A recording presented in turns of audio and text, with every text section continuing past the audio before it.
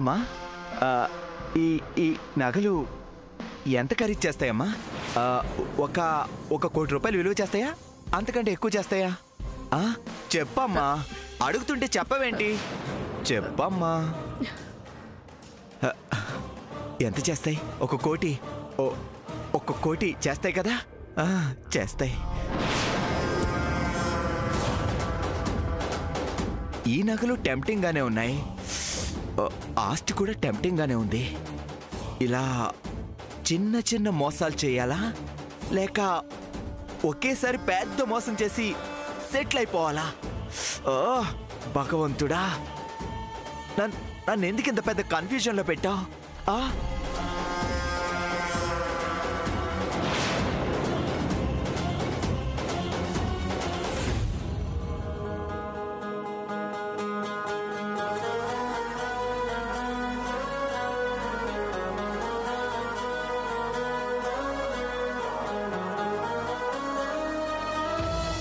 సాముదినా, నాయనమ్మ నీరసంగా ఉంది కదా, మనం వెళ్ళి జ్యూస్ చేసి తీసుకొద్దాం రా. అలాగే పద.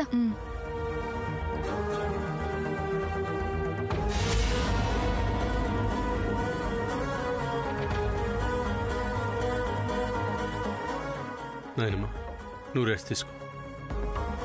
సూర్య బాబు, ఇలా రామ్మా. ఇందాకేం జరిగిందని అడగవా బాబు? నాయనమ్మ, ఈ ఇంటి మంచి గురించి నీకన్నా ఎవరు బాగా ఆలోచిస్తారు చెప్పు? ఒకవేళ చిన్న చిన్న పొరపాట్లు జరుగుంటే దాని వెనకాల అంతకన్నా మంచి కారణం ఏదో ఉండే ఉంటుంది. అయినా ఎలాంటి పరిస్థితినైనా నువ్వు ఈజీగా సరిదిద్దగలవు. ఒకవేళ నువ్వేదైనా చెప్పాలి అనుకుంటే చెప్పు. అలా చెప్తేనే నీ మనసు కుదిరిపడుతుంది అనుకుంటే నేను ఖచ్చితంగా వింటాను. మీ నాయనమ్మ వల్ల తప్పు జరిగిపోయింది బాబు. నీకు గుర్తుందో లేదో, అప్పుడు మన ఇంటికి అమ్మవారు వచ్చారు. నువ్వు ఇంట్లో లేవు, హైదరాబాద్ వెళ్ళావు. ఆ టైంలో అమ్మవారు సార తీసుకోవడానికి వచ్చింది.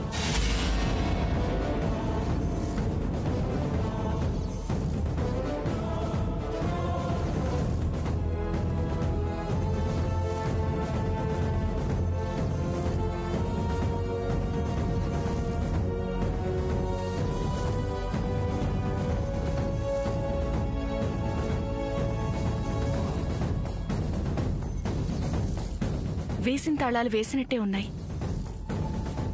పక్కనున్న రాజీ నగలు, జయంతి నగలు అన్నీ బాగానే ఉన్నాయి. కేవలం ఆ నగల పెట్టి మాత్రమే పోయింది. ఆ పెట్టెలో కళ్యాణి నగలున్నాయి. ఇప్పటి వరకు ఆ నగలు పోయాయన్న విషయం ఎవరికీ చెప్పలేకపోయాను. చివరికి నేను అనుకున్నట్టే జరిగింది. ఇప్పుడేం చేయాలో నాకు అర్థం కావట్లేదు బాబు.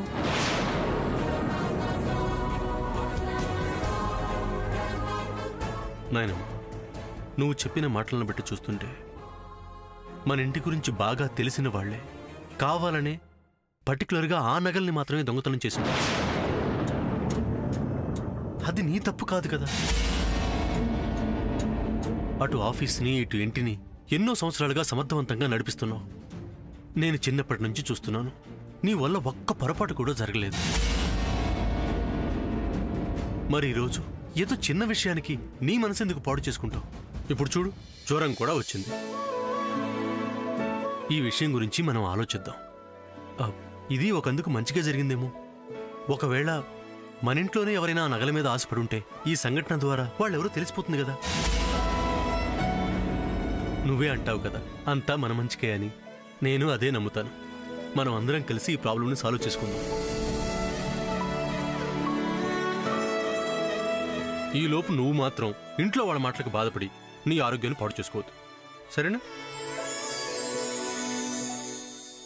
అలా నాకు మాట ఇవ్వు.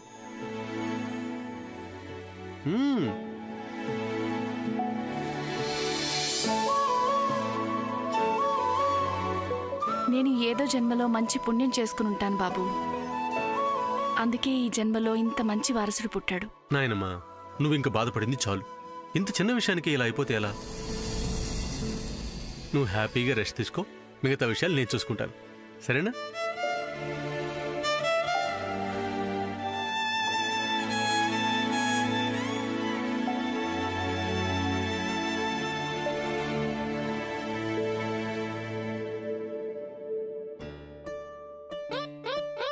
చెల్లి, ఏంటక్క ఈ మధ్య వరదొచ్చి చెన్నై నగరంలో అందరినీ ముంచేసి ముష్టెత్తుకునేలా చేసింది. అలాగే నగలు పోయాయని బాంబులాంటి మాట చెప్పి మా నోట్లో మట్టి కట్టిందత్త. అవునక్క, నీ భాషలో చెప్పాలంటే అతిగా ఆశపడే ఆడది, అతిగా ఆవేశపడే మగాడు ఇద్దరు బాగుపడరు, అంతే.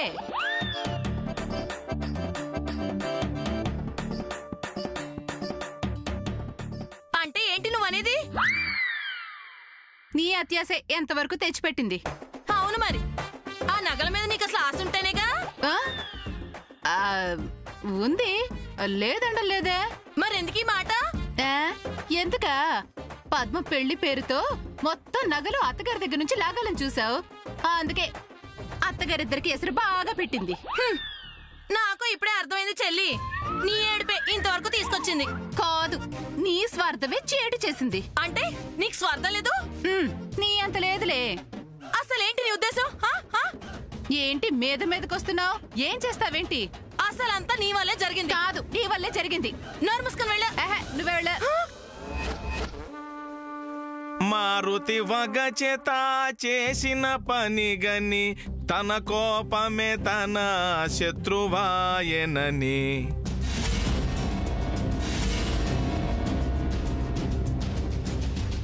ఏంటి అలా చూస్తున్నారు? ఆంజనేయుడు అంతటోడే తన కోపమే తన శత్రువు అని చెప్పాడు. ఆయన నాకు చెప్పకపోయినా నేను మీకు చెప్తున్నాను, ఇది హితవు, వినండి. అమ్మాయిలు, అసలు ఇంట్లో జరిగిందేంటి, ఈ సిచ్యువేషన్ లో మీ ఇద్దరి మధ్య జరుగుతుందేంటి అని. వెళ్ళను నువ్వు ఇలా మాట అనుకోవడం, ఎడాపెడా తిట్టుకోవడం, ఎడమొహం పెడమొహంగా ఉండడం మీ ఇద్దరికి ఏమన్నా బాగుందా? ఇంటికి పెద్ద కోడలనే అహంకారంతో నోటికి ఎంత మాట వస్తే అంత మాట అంటే ఇక్కడ ఎవరు పడ్డకు సిద్ధంగా లేరు. చిన్న కోడలా ఉండకుండా చిర్రెత్తుకొచ్చే మాటలు అంటుంటే పట్టానికి ఇక్కడ ఎవరు సిద్ధంగా లేరు. నేను నీతో మాట్లాడానా? నేను నీ పేరెత్తనా? నా గురించే కదా మాట్లాడావు. నా గురించి నువ్వు మాట్లాడినప్పుడు నేను నీ గురించి మాట్లాడటంలో తప్పేం లేదు. అంతరాయమునకు చింతిస్తున్నాము. నీ గురించి తన గురించి నువ్వు, ఇలా ఒకళ్ళకొకళ్ళు మాట్లాడుకోవడానికి, కొట్టుకోవడానికి, దెప్పి పొడుచుకోవడానికి అమ్మా అసెంబ్లీ ఉందమ్మా మనకి, అది వాళ్ళ హక్కు. వాళ్ళ హక్కుల్ని కాలు రాసే కార్యక్రమానికి చుక్క అంటే ఫుల్ స్టాప్ పెట్టేసి నీట్గా ఈ ఇంట్లో మీ హక్కుల్ని సాధించడం ఎలా ఎలా ఎలా అన్న పాయింట్ గురించి మీ ఇద్దరు ఆలోచించండి. ఇది మరీ బాగుంది. నగలు పోయాయని ఆవిడ కుండబద్దలు కొట్టినట్టు కరాఖండిగా చెప్తుంటే ఎలా పోయాయని అడిగే దిక్కులేదు ఇంట్లో. అలాంటి ఇంట్లో హక్క? అలాంటి ఆశలేం పెట్టుకోకండి చిన్నమావయ్య. తప్పమ్మా, తప్పు. ఆశపడ్డం మానవ సహజం. ఆశ పెట్టి అందనీకుండా చేయటం మా అత్త నైజం. ఇదిగో, ఆ నైజాన్ని కాస్త గది తప్పిస్తే ఆశ నిజమవుతుంది, ఆ నగలు మన సొంతం అవుతాయి. ఒకరికిద్దరు తోడయ్యారు కదా, వేసుకోండి, బాగా పథకాలు వేసుకోండి, ఆ నగలు రాబట్టుకోండి. ఆగమ్మా, నీకు జయంతి అని పేరు ఎవరు పెట్టారో తెలియదు కానీ నీ పేరులో ఉన్న గూఢార్థం చెప్తాను విను. జయం ప్లస్ ఇంతి ఈజ్ ఈక్వల్ టు జయంతి.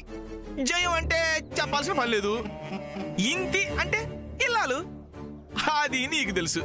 అలాంటి జయంతి వాడిపోయిన బంతిపూలాగా ఇలా డేలా పడిపోవడం ఏమన్నా బాగుందా? ఈ కబుర్లు ఎన్నైనా చెప్తారు, ఎంతైనా మీరిద్దరు ఒకటే కదా. మీరేం చేసినా ఏం చెప్పినా తనకి మంచి చేయడం కోసమే అని నాకు బాగా తెలుసు. అయ్యో, నువ్వు అక్కడే తప్పులో కాలేసావమ్మా. అర్జునుడికి ఇటు సుభద్రని అటు ద్రౌపదిని ఇద్దరిని కట్టబెట్టి కృష్ణుడు ఇద్దరికి న్యాయం చేశాడా లేదా? ఏంటి, కృష్ణుడితో మీకు పోలిక? అదే పొరపాటు మరి. కృష్ణ భగవానుడు మళ్ళీ అలాంటి అవతారం ఎత్తలేకే ఈ హరికృష్ణ లాంటి అక్కడక్కడ పుట్టించాడు. నా మాట వింటే మీకు మంచే తప్ప చెడు జరగదమ్మా. ఒకవేళ బయటకొచ్చిందే అనుకో, ఈ సలహా ఇచ్చింది ఈ హరికృష్ణేనని ఆ నింద నా మీద వేసేయండి, నేను భరిస్తాను. ఇంత చెప్పిన తర్వాతైనా కనీసం నేను చెప్పబోయేది వింటారా లేదా? వింటారులే, ఎందుకినరు? మా వదిన నగలు పోయాయని చెప్పింది, అంతే కదా? ఎలా పోయాయి, ఎక్కడ పోయాయి? ఇంట్లో పోయాయా, బయట పోయాయా? బీరువాలో నుంచి పోయాయా, బ్యాంక్ లాకర్లో నుంచి పోయాయా, లంకి బిందుల్లో పెట్టి భూమిలో దాస్తే పోయాయా? అసలు ఎలా పోయాయి అన్న క్లారిఫికేషను మనకు కావాలి కదా. ఈ ప్రశ్నలు ఎవరైనా వేశారా? అదే కదా చెయ్యాలి. అడగాలి, నిలదీయాలి, గట్టిగా ప్రశ్నించాలి. అప్పుడు కదా నిజంతో పాటు నగలు కూడా బయటకు వచ్చేది. నిజమే. అది ఇక్కడంటాం కాదు, మీ ప్రతిభ మీ అత్తగారి దగ్గర చూపెట్టాలి. అమ్మాయిలు ఆడవాళ్లు తలుచుకుంటే మహామహారాజ్యాలే పేక మేడల్లాగా కూలిపోతాయి. అలాంటిది ఇద్దరు ఆడవాళ్లు తలుచుకుంటే నగలు వాటంతటికవే గలగలగలగల నడుచుకుంటూ రావు. ఏంటమ్మాయిలు ఇంకా ఆలోచిస్తున్నారు? జాతీయ పార్టీని ఎలా దెబ్బకొట్టాలా అని ప్రాంతీయ పార్టీలని కలిసి ఆలోచిస్తున్న రోజులు ఇవి. కాబట్టి ఇలా ఏమని చెప్తాను, మీరిద్దరూ ఇలా చెయ్యి కలిపితే ఎంత పెద్ద చెట్టు అయినా దెబ్బ కూలిపోవాల్సిందంతే. కూల్చేదాకా ఇలాగే ఉంచడమ్మో. అది ఇలాగే కంటిన్యూ చేయండి. చెల్లి, అక్క, కైక మందర ఇద్దరూ కలిసారుగా, ఇక జరగాల్సింది క్షణం కూడా ఆగదు. అక్క అక్క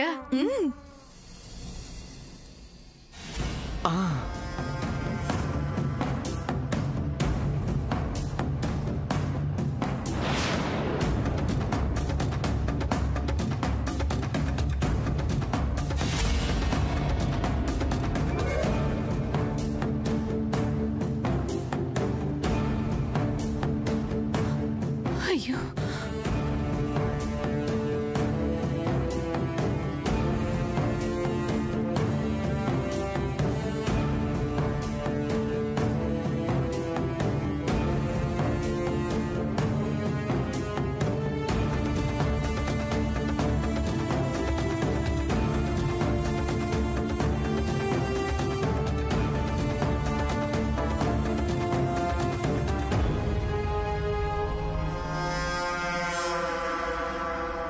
అమ్మా,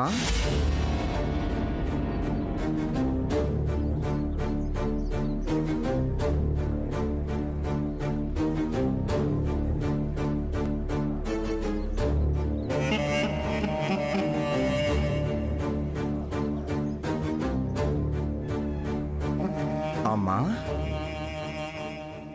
నేనంటే ఏదో టెన్షన్లో ఆలోచించలేదు. నీకేమైంది? నువ్వన్నా చెప్పాలి కదా.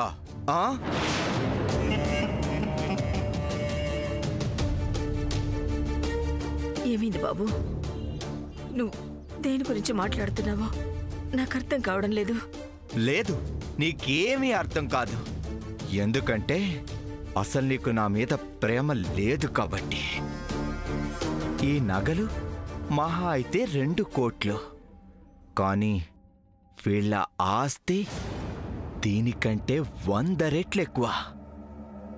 ఇప్పుడు కక్కుర్తిపడి ఈ 100 కోట్ల ఆస్తిని వదులుకోవడం అనేది తెలివి తక్కువ పని. అవునా కాదా? చెప్పమ్మా, చెప్పు. నీ కొడుకు అలాంటి వాడు కాదమ్మా. అలాంటి పని ఈ మనోజ్ అస్సలు చేయడు. మన టార్గెట్ మొత్తం ఈ ఆస్తి. ఇలాంటి చిన్నవి రేపు పెళ్ళయ్యాక ఎలాగూ వస్తాయి కదమ్మా. అమ్మా, నేను సరిగ్గానే ఆలోచిస్తున్నాను కదా?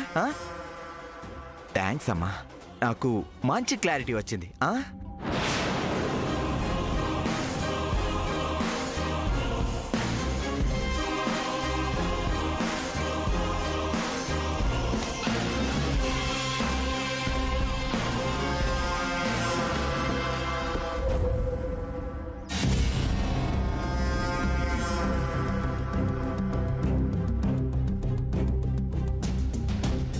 ఏంటి బాబు, ఏమైనా మాట్లాడాలా? అవునత్తయ్య గారు, మీతో ఒక ముఖ్యమైన విషయం చెప్పాలి. చెప్పండి బాబు, ఏంటది?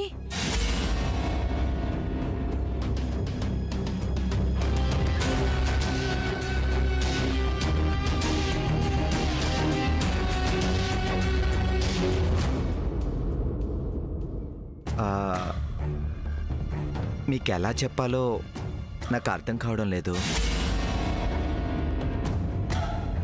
కానీ చెప్పక తప్పడం లేదు. నాకు పద్మకు పెళ్ళి జరగదు.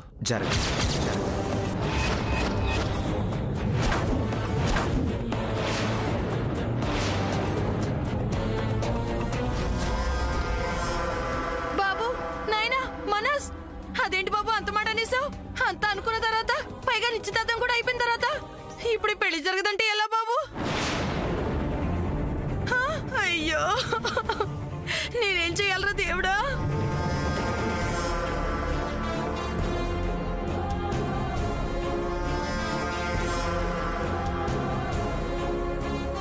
తుమ్మితే ఏడుపు, దగ్గితే ఏడుపు, పైగా ఇవిడికి ఇంటి పెత్తన కావాలి. ముందు ఈ మోనత్ సంగతి కనుక్కోవాలి. ఎందుకు పెళ్లి జరగదంటున్నాడు?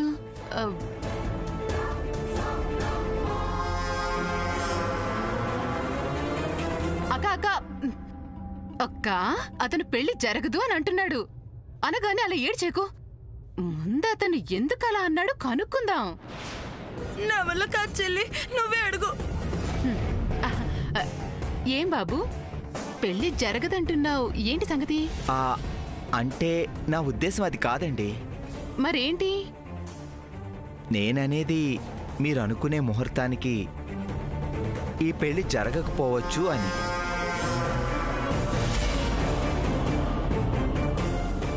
కొంచెం ప్రీ ఫోన్ చేయండి. నీకు దండం పెడతాను బాబు, అలా చేయకు.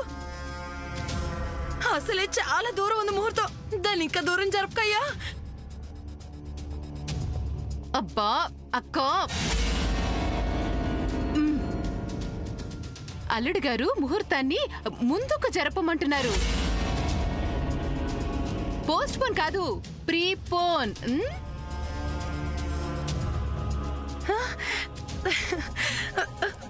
ప్రీపోన్ అంటారా?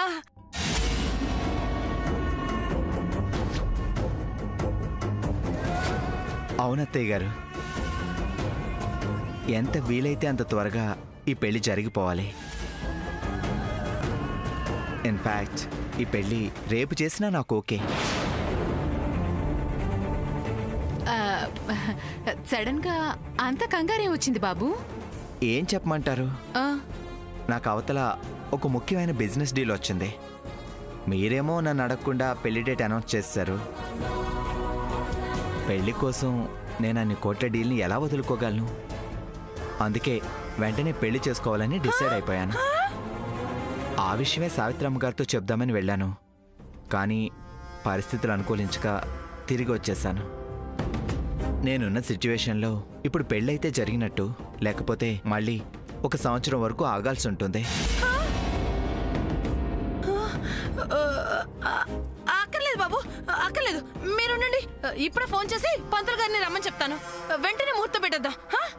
వీలైతే రేపే.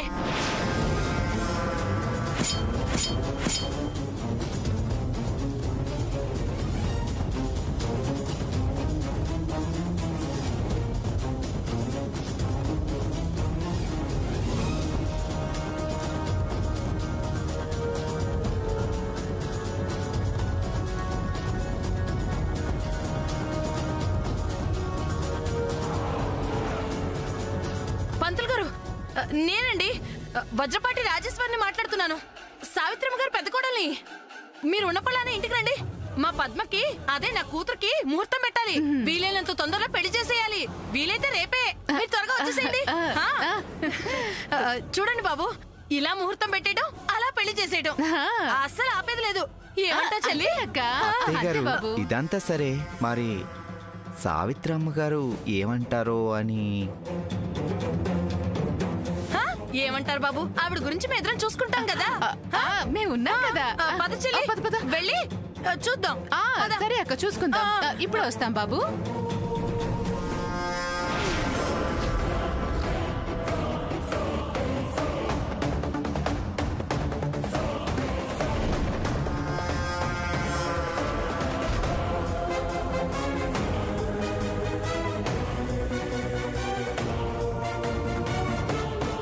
లేకపోతే నాన్న అడగకుండా పెళ్లి డేట్ ఫిక్స్ చేస్తుందా?